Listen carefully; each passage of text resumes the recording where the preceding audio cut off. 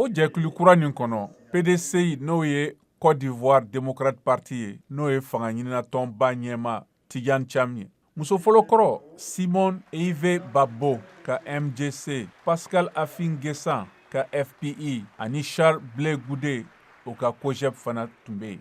CAPC bɛ ka wele bila famaw ma u ka politiki jɛkafɔ dɔ labɛn ka kɔn jamanatigi sigi kalataw ɲɛ octobre kalo o tile 25nan na n'o ye ka kalata jamakulu yɛrɛma hɔrɔnya labɛn n'u b'a jate ko a ka surun fanga la kosɛbɛ ani ka kalata sɛbɛn lajɛ ko kura. Nga ɲiningali minnu kɛra ko a bɛ se ka kɛ ko fanga ɲini tɔn kelen bɛ se ka kɛ jamanatigi sigi ka kalata tako fɔlɔ la o kuma ma lawuli.